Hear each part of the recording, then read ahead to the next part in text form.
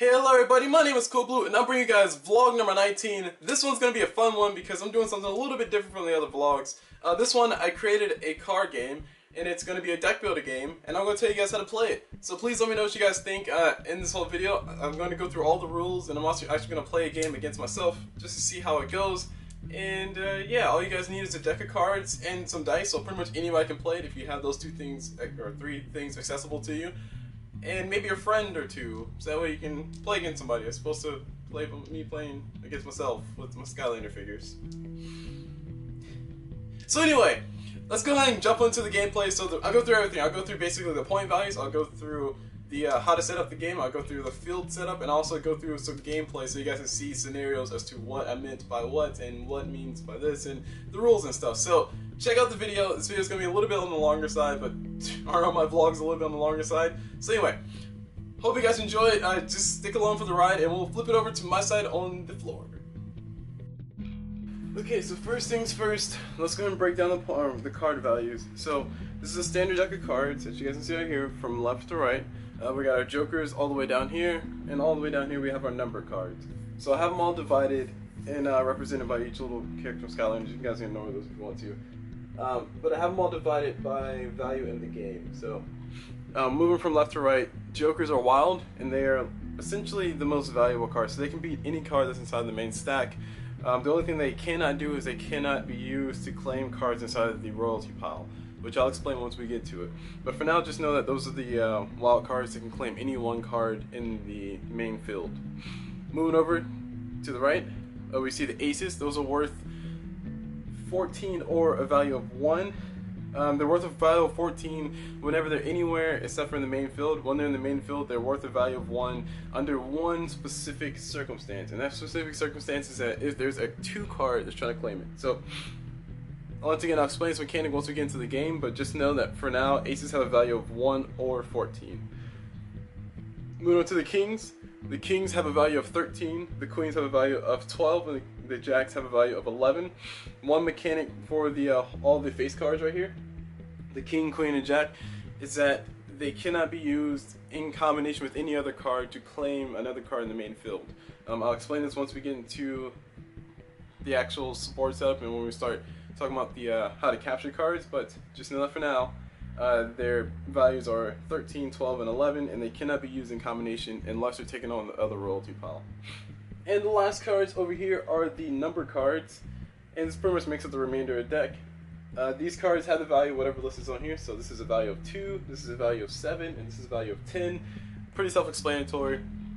You can combine these cards as many times as you want to claim, or combine as many of these cards as you want to claim cards out of the main field. And that's really about it. So as far as victory points, because the whole goal of this game is to claim as many victory points as possible so you can win the game. The victory points go from left to right once again. Ace or jokers are worth 5 points a piece. Aces are worth 4 points a piece. All of the face cards are worth 2 a piece, and all of the normal number cards are worth 1 point a piece. So the goal of the game is to have the most victory points by the end of the game, and that's really about it. So let's go ahead and move over into the setup of the field. Alright, so as far as field setup, just to let you guys know, you can play this game with multiple deck of cards, or multiple 52 deck of cards if you want to extend the game. But for the purpose of demonstration, I'm using 3 different decks so I can explain things a little bit easier, so I can also separate what's going on. But as far as this setup goes, this is only for set up for one deck of cards, so you can't play with just one deck of cards. You can also add a deck of cards if you want more people to play. It's totally up to you. Alright, now with all that said, I do have the things marked by the Skylanders figure, so they'll be assisting me in this. And as far as the field setup, this is the typical field setup. So over here down at the bottom, you see this will be one player's side. So here you have their graveyard, you have their deck, and you have their hand. There are 4 cards in a hand, and that's really pretty much all you really need to know for now. On the enemy side, same exact setup, it's just mirrored on the other side. They have their deck over here and they have their graveyard. Now moving on to the middle of the field, which is represented by our double trouble right there, and also Chop Chop. In the middle of the field, we have, well, the field that I was referring to before, we have our cards out here. This is where you would actually spend the points inside of your hand, or spend the cards inside of your hand to collect the cards that are out here. Now 3 things I want to point out while we're out here, because it's actually very convenient. we have the Joker. So, oh, sorry, we'll start from here. So the 6.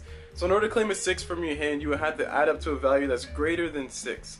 So whatever number combination, a 3 and a 5, that'll be 8 total. You would use that combination to claim the 6. You guys will see the more of this a little bit later, but just know you have to combine cards or have a single card that's greater than the value of what you want out there to claim it. Also, unlike any other deck builder game, because it's not that many cards within a typical 52 card deck for 2 people to play that many, points do not carry over, so you do have to add up your total value. So if you want to claim that king right there, you would have to add up to a total value of something greater than 13, which would be 14. So whatever combination, if you used a 10 and a 10, that's 20 points total to claim a 14. You can use the remaining 6 left over to actually claim that. So it forces you into a little bit of strategy, especially given that you have such limited resources in your hand, and all that stuff. So another thing is the ace. The ace has a value of 1 or 14. I mentioned this before. It's actually kind of nice because we also have an ace over there, so it's perfect. So this ace right here is worth a value of 1 or 14 only in the presence of a 2. So 1 in the presence of a 2, 14 in the presence of anything else. So if I wanted to claim that ace, I would have to get a value of greater than 15 with a combination of cards. Also another caveat, face cards cannot be combined with other number cards when you're claiming cards in the main field. What that basically means is that if I wanted to claim this ace and I had a king, a jack, a queen, and like a 7, I would not be able to theoretically claim that card because a king is only a value of 13 by itself, a queen is only a value of 12 by itself, and a jack is only a value of 11 by itself. In order to claim that ace, I had to get a value of greater than 14, so therefore I would have nothing to get that. Now on the flip side, if I had a 5, a 7, and a 4, I could definitely claim that ace all day long because I can combine the number cards to claim that ace. So that's another thing to be cautious of. And the last thing about the main field is the Joker, of course. So Jokers are worth 5 points in the game. Jokers are wild. Jokers are really valuable. So in order to claim a Joker, if you want to claim a Joker, you have to sacrifice all the cards in your hand to get the Joker. This is before you purchase anything. So if you see a Joker, you really want it, I would have to get rid of my entire hand, claim that Joker, and that'll be the end of my turn. This is basically a way to slow it down a little bit and also put more value on the Joker, because you have to kind of weigh your risk and reward. Like, do you really want to go for the Joker when you have a bunch of face cards, or do you really want to go for the Joker, or is it better to just let your opponent get it so you can have some more cards added to your deck? So anyway, that's it. Also, play mechanics wise, I forgot to mention this as well. At the end of your turn, whatever cards you have left in your hand, like if you say you use 3 out of 4 of your cards to claim cards in the field, all the cards in your hand, all the cards in your that you claim from the field, all go to your graveyard anyway. So it would behoove you to go ahead and spend everything within your hand because you cannot carry over resources. That is one of the fun mechanics of card builder or deck builder games that I actually like. All right, so the main field has been talked about. I think I talked about most of the scenarios. Now let's go and talk about the royalty pile, which is what this is right here. So the whole goal of this game is to claim the royalty pile or just build a better deck than your opponent so you can have the most victory points. The game ends when the royalty pile runs out of cards. Currently I have pretty much more or less all the cards over there, and it'll take a while, but once that royalty pile runs out of cards, it is, like I said, that's an in-game situation. Both teams, or both sides, take their graveyard, take their deck, and take their hand, split the cards up, add them up, see who has the higher victory points, and the person with the most victory points wins the game. One thing about the royalty pile, or actually a few things about the royalty pile. The first thing is that any value or any card over here will have a value that's automatically doubled. So an ace right now has a value of 14 in the presence of anything except for a 2. Also another caveat, 2s don't have that power over aces. That only applies in the main field. So right now the ace has a value of 14, absolutely, and because it's in the royalty pile, it has a value that's doubled. So it currently has a value of 28. If you want to take down the royalty right now, you need to have a value that is 29 or higher in order to claim it. So, as you see, you only have 4 cards, you gotta kind of build your deck up, and it does take a little bit. Also, another thing about the royalty pile is the rule that applied to face cards in the main field out here does not apply out here to the royalty pile. So you can combine as many face cards as you want to claim one of the cards in the royalty pile. So if you had 2 kings and a 4, you can definitely claim that ace because two kings, king has a value of 13. So 13 times 2 would be 26, and 26 plus 4 would be 30. That is more than enough to claim that ace, so you can claim the ace and take down the royalty. Boom. Alright, now let's say for instance, we took down the royalty, and this is actually going to be a little awkward because I do have 3 different decks down here. Let's say you took down the royalty with these cards, let's say blah blah blah, these cards added up to that, and you took down the royalty with that. So once you claim the royalty, pretend that value added up to greater than 28. Once you claim the royalty, both sides, make sure their decks are filled, make sure the field is filled out, and then you have what's called the first appearance of the next card. So the first appearance of the next card, which would be an ace of diamonds, the first thing that happens is both sides reveal their hands. So both sides reveal their hands. And pretty much any card that's the same color as the new royalty will go to your graveyard. So these cards go to graveyard, these cards go to graveyard. And of those cards that were sent to the graveyard, the highest number, the highest value within that sent to graveyard thing would go to the bottom of the main deck, which this is the main deck by the way. So that means this card, because it's 10, it's the only one I got rid of, will go to the bottom of this main deck. And then this card, which is their highest value, will go to the bottom of the main deck. If you want to throw a word for it, we'll call it the offering. So it's basically an offering. Oops. And then both sides replenish their hands. So this card, let's go back outside. And you guys will see this mechanic played out a few times during the playthrough, but I'm just showing you guys now for example purposes. And then both sides replenish their hand, and the last thing that happens is of course the dice roll. You can choose to play with or without this, but I think it makes it a little bit more interesting. So basically the dice roll goes like this. You roll the dice, and whatever value is here, so 7 total, any value of 7 or less from the main pile goes to the bottom of the deck. Jokers are special, because in the presence of anything like this, or anything like sacrificing your hand, jokers have a value of absolute 0. So that means this joker will be forced to go to the bottom of the deck, and so will the 6. So 6 joker, bottom of the deck. And then you refill the cards out here, and you keep going. So that's pretty much it as far as the rules. That was the new arrival mechanic. That's something that was added to make it more interesting, because otherwise it would be kind of boring. So as far as that goes, that's really it. The next thing I need to move on to is how to actually set up the game. So I'm gonna go ahead and flip it over to myself in a few seconds. Alright, so here we are for the setup of the game. As you guys saw before, there were decks, there were also...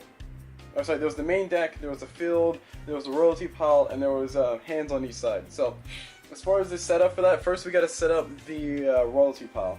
The first thing you do is all the face cards, so all these cards, and all of the aces with the exception of the ace of spades, or ace of clubs, my apologies, because that one's the one that's gonna start off the game. All go into a same deck, like this. So all the cards, and we're going to shuffle these. Or mix them up, as best as we can. This is going to create the randomness, this is going to also make the game interesting and fresh every single time, even though you're going to be fighting the same cards technically. You just don't know which ones you're going to fight and in what order you're going to fight them. So it's like another mechanic within some deck building games that I've played, and I really like the mechanic, so therefore I translated it to this one. It seems fun. Alright. That's all nice and shuffled, or as shuffled as it can be.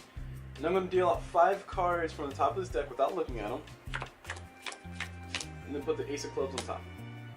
Now all the other remaining face cards, these will go into the main pile, our main deck. Now as far as the jokers go, jokers as well, they'll go into the main deck. And we're going to shuffle all this together, and then I'm going to create the other decks. Or deal out the cards for the hands. So shuffle this. Bad shuffle. So one thing about deck building games, for some reason, it involves a lot of shuffling. Even if it's just 2 cards, you have to shuffle them with air quotes. So if you're not good at shuffling, don't worry. You can also do like the other shuffle, which is like just that shuffle. Whichever one you prefer. Just get them nice and mixed up. That's the main thing.